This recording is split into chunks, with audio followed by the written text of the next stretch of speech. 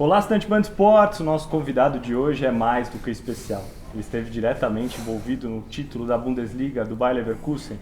De quebra, ainda faturou a Copa da Alemanha e bateu na trave na Liga Europa. Rolfes é o nosso convidado, diretor esportivo do Bayer Leverkusen. Mr. Rolfes, it's a pleasure to talk to you. Thank you very much. It was an almost perfect season. You won Bundesliga, you won the VB Pokal, and without losing a match. What was the most representative match of the season for you, and why?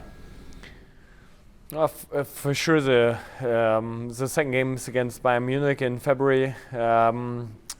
We were leading the Bundesliga ranking, but unbeaten, only 2 points ahead of Bayern Munich. So if we would have lost our first game, we would be second. And I think that there was a lot of pressure in this before this game from both clubs, especially the Munich guys tried to influence us, and we won it 3-0. And not only that we won this game, and how we won this game, and how we played, and how we showed strength, mentality, personality, quality, and all the things. We showed we have to win the Bundesliga, and we are the best team of the league in the last season. And this why this game was at the end maybe the final step on the way to winning the Bundesliga. And what are the objectives for the current season? Yeah, the club goals are for every season to be top 4 in Germany. So to qualify for the Champions League, to be competitive in the cup, and as well in the Champions League to try to get as far as possible. And top 4, you know, it was last season as well, so you could reach one. So it's not like that we say, okay, with the 4th position we are happy. So we try to get the best out of it. So, but top 4 to qualify for Champions League is the goal for the next years, and for this season for sure as well.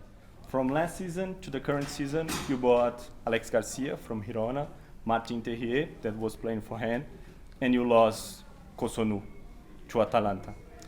Basically the same group of players. Is this the key for the success?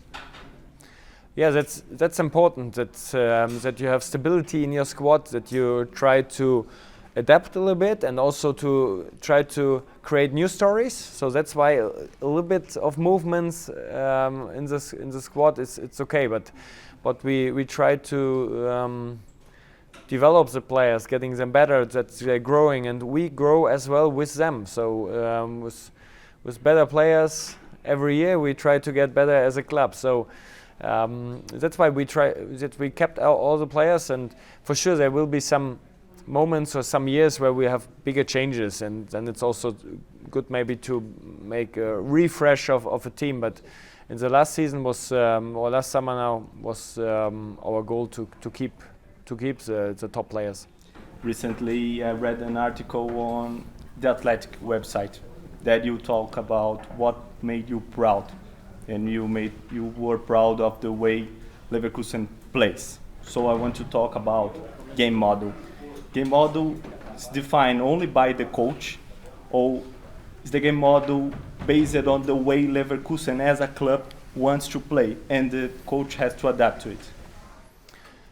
Yeah, for me it's very important that the DNA of the club is not connected to persons. It's not connected to the head coach. It's at the end not connected to me as a main responsibility in sport. So that the DNA lasts forever, ideally. So we worked a lot on this in the last years in the club to really define it, to really define the playing style, the training methodology, and then to find the right people for this. That starts in the scouting, that we have scouts able to find the right players for this, and also the coaches in the academy and the head coach then for sure from the first team. And Xabi was when we made the research at that time looking for a new head coach, we tried to compare our philosophy, our playing style with his things, and it was a perfect match, and that's what we are looking for, that that at the end it's not like, okay, the coach has to adapt to the club or the club has to adapt to the coach. Ideally, the vision is the same, and the mix, and it's a perfect match. Okay, I have to talk about Xabi Alonso. I saw almost all matches of Leverkusen last season and in the current season. Against Milan, I saw a team that did a lot of diagonal passes and switches of play to exploit the flanks. Yeah. Because of the 4-2-4 that Milan uses that day. Against Bayern Munich, I saw a team playing a different style in a low block because Bayern wants to exploit the space. Yeah. So, two different types of game. Is flexibility the most quality, the greatest quality of Xabi Alonso? It's for sure one quality, and you can have an idea of how you want to play, but you have to have the flexibility to adapt things. And in Munich, we didn't want to defend so long in such a low block. But we saw that would be a good start in the game, and then maybe we can explore their spaces or their free spaces. But at the end, it didn't work as we wanted, and then you have to keep to it, and you have to defend, and you have to show strengths in this in this style of play, in this game. But in general, we want to, like against Milan, we want to have the ball, try to dominate the ball, find the right spaces against the opponents, and sometimes it's maybe more the middle, sometimes it's the flanks. So sometimes it's space behind the defenders. So that's always a little bit different. But you have to also in that games you have to show a little bit your DNA. There is one player that I like so much in your squad. There is Granit Xhaka.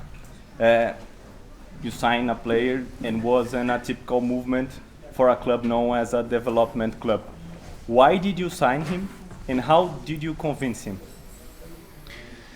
Yeah, we, as you mentioned, we are a very good developing club, and we had a lot of players with a lot of potential and a really good future. So at that time we thought we didn't need another young player with a lot of potential, because we have already the squad full of these guys. And but we need a guy who gives the young guys stability, orientation, leadership, personality, to be a role model in the daily work. And this is Granit, and we convinced him to say, okay, you had such a great time with Arsenal, it's such a great period, but maybe for the last stage of your career, going back to Germany, his wife is from Germany, so maybe as a perfect fit, and you can really grow maybe with this leadership role in the club, with Xabi as a head coach, played similar, was the same position,